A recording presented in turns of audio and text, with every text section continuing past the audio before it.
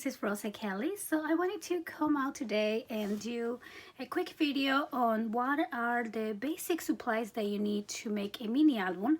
I have been asked many times and I've been requested to kind of share with you what I prefer, what tools I prefer.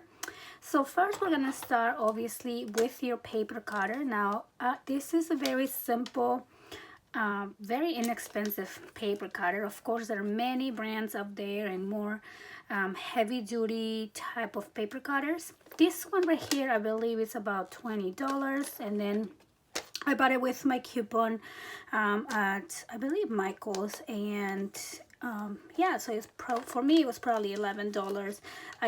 We do need to replace these little blades quite often, and other than that, it's pretty good. I really love this one. Number one, it's really accurate when it comes to measurements. You know, it cuts like a charm. I'll share with you another one that is also good, but I have some issues with it. Now these little blades, if you want to make them last longer, what I do is I use my new blades for only cardstock, and I save the old ones to cut my chipboard, because the chipboard does tend to make your blades go really quickly. So this is my favorite paper cutter. And then also I love using this scoreboard. Now this is a Martha Stewart scoreboard, and it comes I think with this insert so you can make envelopes as well, or you know, score diagonally. And it also comes with the little score tool, which I don't know where it is right now. Maybe it's here. No, it's not here. So you also get the measurements if you want to make envelopes, and you know, it tells you exactly what to do. I don't use it for envelopes. I barely ever make envelopes. And then I have this little tool that this doesn't come with any of the before mentioned, but I really like how these scores over here. Now if you don't need to buy a separate one, like I said, this one does come with the little score tool, which I don't know where I put it up, to be honest with. Oh, it's right here. It's this one right here. So it comes with that, and it is all you need. And then I also like it because once you fold your paper, you can press this down, and something you, for example, can do with this.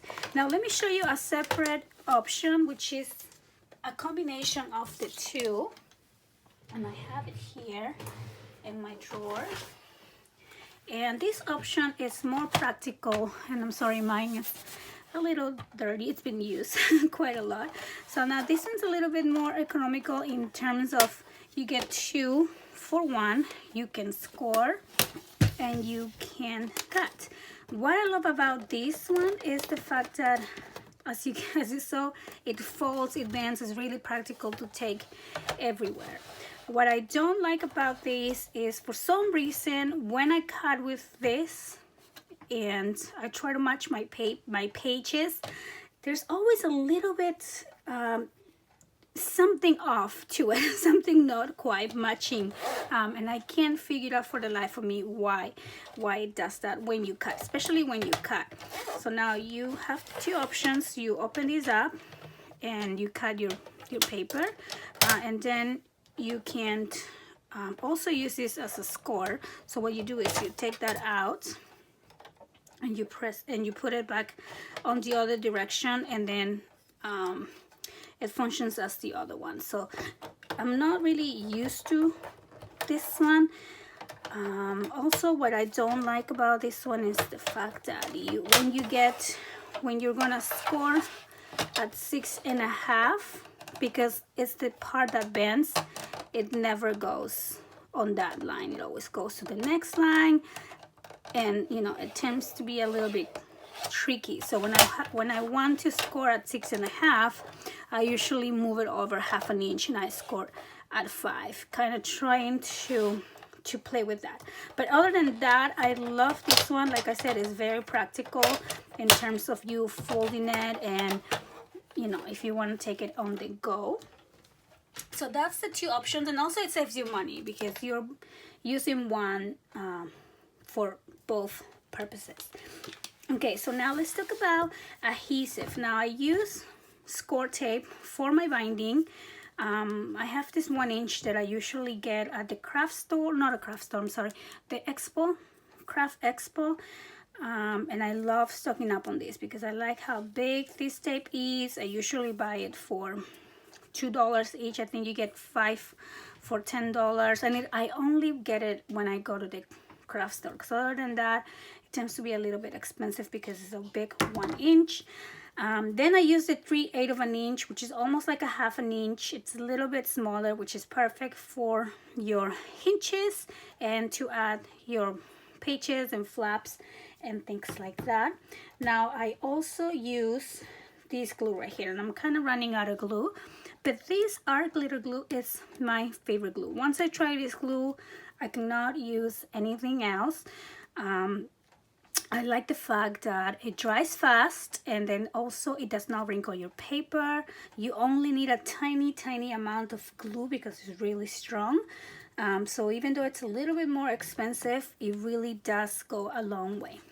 All right, so with that said, now let's move on to what I actually use to make the mini albums. So for my covers, I use chipboard. Now you can buy these on Amazon. You can go to Michael's, any online store, crafty store will probably carry it, and you want to get the medium weight chipboard, which is this very thick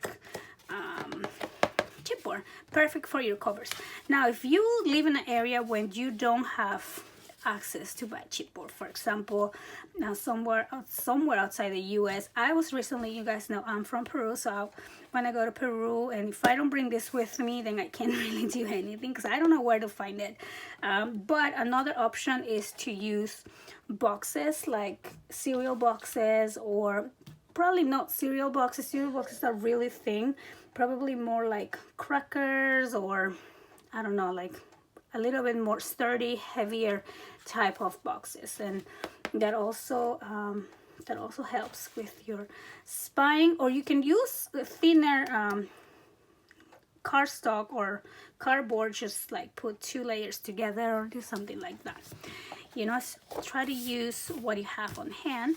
Now cardstock, so there's 2 types of cardstock that I use, and I do want to be clear about this because this is, I think, the part where I get the most questions when I use which. So I use a 65-pound cardstock, which is, as you can see, very thin and flexible type of cardstock. I use this cardstock to wrap my chipboard, so I use it for my binding. Because it's very, like I said, very flexible to bend around your binding. I also use it to make my hinge for the same reason, that it's very flexible. Now the other type of cardstock is this one, which is the 110. It's thicker, so you can kind of see it's a lot sturdier than that. I use these to make the pages and to make, you know, the interaction on the pages. I don't use this for the hinges, for the reason that when I do the hinge, you kind of have to fold them on kind of like an accordion fold, and then it gets really stiff. So then when you turn your pages, they're like too stiff. They won't lay completely flat because the cardstock itself is really stiff. And the same reason why I don't use it for my binding, because when you fold this cardstock here to do the binding, you will see cracking on the places where you're bending. Like for example, you will see cracking if you put it like this. You will start seeing cracking over on where you bend it to wrap it around, or even where you are bending it here. So that's why I use this one only for pages, also flaps.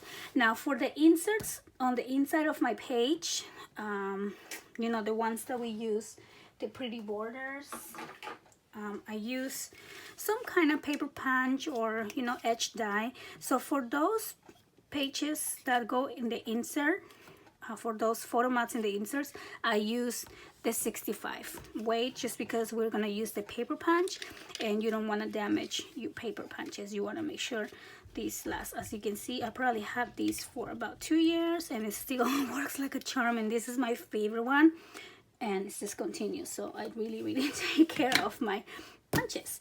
Now let's oh, also there is this material called Tyvek.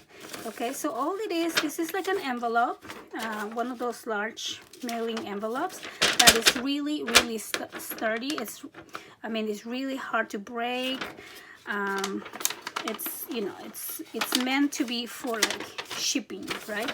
So you can buy these. I get mine at JS Hobbies and Crafts, and they're $1 and you get one of these envelopes. And so you cut it on little strips like this. For example, here I can cut this in half, and I have 2 pieces, and one envelope will take you a long way. With one of these you can probably do like 10 albums. And so what you do is you put your, and this is if you want extra support, like if I'm gonna do a large album with a lot of interaction, you do want to reinforce the spine. So what you do is, before you wrap these around in your cardstock, you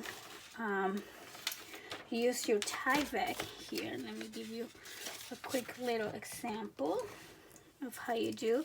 So you cut the 2 pieces, right? So, and then you put one here like that, and then you put one here as well. If I can, I'm just gonna do it so you can see, but I'm not actually doing it. I'm just gonna kind of show you how it looks like. So you will glue these under before you wrap it on your cardstock. You just trim the tops, and that will give your spine a lot more durability, stability for your album. So I think that we cover everything except for magnets. Okay.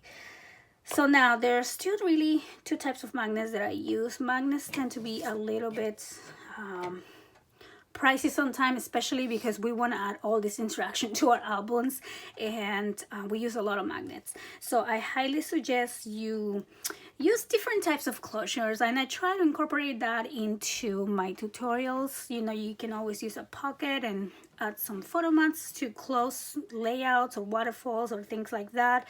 You can use lace, seam binding, etc, etc. But let me show you what type of magnets I get. So these are the I think these are 10 by 1, and you see how little, I mean not little, but how flat these are. These are 2 magnets together, and they're really flat, and they're really strong. Okay, so right now I'm having a hard time taking these apart. I get these magnets at JS Hobbies and Crafts. These are perfect for larger, or they hold really good, so they're perfect for like even closures, or I was gonna say kind of like a waterfall, and boom, you want to hold all your waterfall and it won't go anywhere. Now for just simple tiny little smaller closures and smaller little flaps, I get these magnets here, and these I get from Amazon. Now these magnets are 8 millimeters by 1, so you can see the difference how tiny these are compared to, oh, okay, maybe this is not a good idea. Okay, see. Okay, let's try this again. So that's that, and that is this one. So you can see they're a little bit bigger.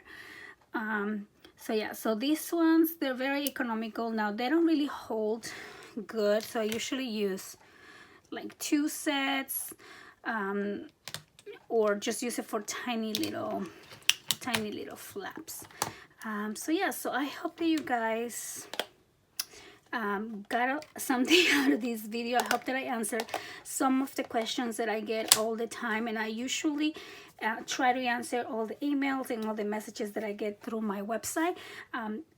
But since I see that there's a lot of the same type of questions, I wanted to just do a quick video. Hopefully I can clarify a lot of doubts when it comes to making mini albums, and don't feel intimidated. It really is. Once you do one or two, it really becomes an easy process, and it's just, to me, it's very relaxing to do. So with that said, I'm getting ready to do a tutorial for you guys. So I hope that you will join me soon. And I want to thank you so much for watching. See you next time. Bye bye.